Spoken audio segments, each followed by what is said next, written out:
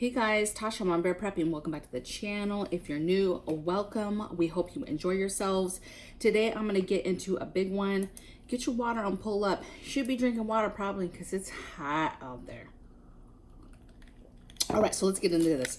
Today I'm going to give you 7 events that I 100% believe will happen this summer. Obviously, we're already in summer. We've already started it, so some of this stuff is already happening. But I think it's going to increase as we move forward through the summer. So 7 events that are going to happen this summer. And then if you stick around to the end, I'm going to give you 3 ways for all of these that you can start preparing today. Okay, so let's get into it, baby. Let's get into it. So 7 events. So I wrote these down so I don't miss them. So first thing I think is going to be unforgivable wildfires. Now, a lot of people sleep on this because when you ask people in the United States, like wildfires, what states have to worry about that? Most people will just be like, either they don't know or they'll be like, oh, that's easy. It's California. California is known all over the news for wildfires. And that is true, okay? But you need to also be worrying about all the other hot, states, okay? Oregon has a lot of wildfires, okay? Parts of Washington, Idaho, Montana, Arizona, Utah, Nevada, like all these areas that have forestry, have a fire season, okay? Wildfire season. So number one thing that we have to worry about is wildfires. Arizona already had a big one. Montana just now this morning has a big one. So you need to be preparing for, and I think it's going to be unforgivable wildfires. I think it's going to be a crazy season. Okay, so that's number 1. Number 2 is real food shortages. Now, as preppers, a lot of the people that I know are watching right now already know that there are food shortages and inflation going on. And like you're already seeing it because you're paying attention. But let me tell you, there's a lot of people with blinders on that do not see this. And even if they do hear people like us talking about it, they are like, no, there's not, like total denial, okay? But I think this summer, you're gonna start to see what I call real obvious food shortages, meaning people going to the store and there are shelves that are bare, okay? Because the reason why this is so serious is you and I maybe have been tracking food shortages, but these people have not. And all of a sudden they're going to be like, what's going on, right? The average person is going to be able to quickly see that there is food shortages. And then that is going to result in panic buying. Okay. So number 3, medical crisis comeback. Now, I know a lot of people do not want to hear this, okay? I know a lot of states, California for one, it's been roses, they're talking about 70% is, taken care of, okay?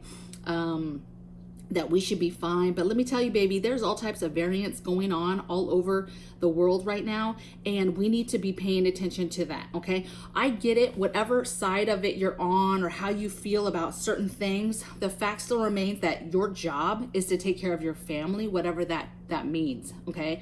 And whatever that takes. So I think that it's a bunch of roses right now, but I think that something is probably going to rear its ugly head at us again, and we need to be ready for that, okay? Number 4, rolling blackouts. So Texas already getting the text messages, the infamous text messages about, hey, we're gonna have to, reduce your electricity. We're gonna have to turn off power. We get those all the time, especially during the fire season from our electric companies, but they're already being told in Texas, hey, this is happening.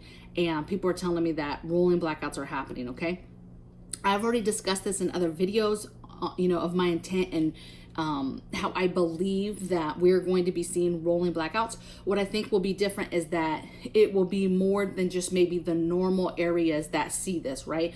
We kind of see this from time to time because of fire season and if it's dry and the wind and all that.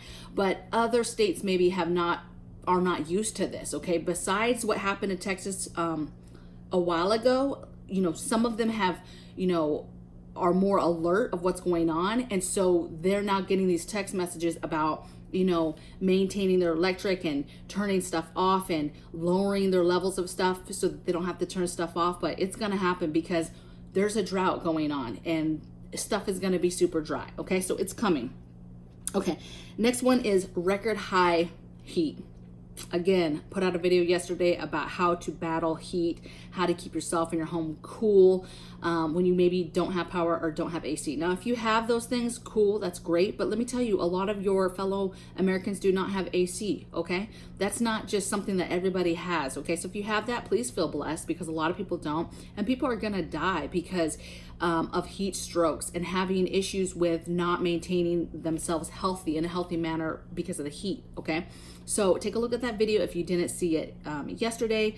But I believe we are going to see, well, we're already seeing record high heat numbers already across the United States. And so keep an eye on that, because all this stuff interlocks and plays with each other on whether it's going to happen or not. And that's why it's kind of easy for me to just connect the dots, because if you're any kind of prepper or any kind of person that actually just pays attention, like, these dots are big dots. They're not, I'm not like having to really be all sleuthy to find this stuff, you guys. This is like real world stuff that's like in our faces, okay?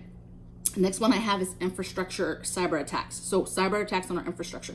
So the stuff that scares me is, you know, cyber attacks are crazy right now, and us having cyber attacks against our infrastructure, like our grid, you know, our power grid, our water grid, our sewer grid. To me, the scariest of the three is water grid, okay? Because one, as a country, we're not very in tune with how important water is and how important water is to keep in our home. And then if you have people who are attacking that and changing levels in the water and doing crazy stuff with our water grid, that can be very, very dangerous, okay? And you have a lot of people that don't know how to treat water, and if we don't catch that quick enough, I mean, that turns into a disaster very, very quickly, okay? So just be paying attention to these cyber attacks, because they're everywhere, and they are very often, they are just happening all over the place all day long, okay?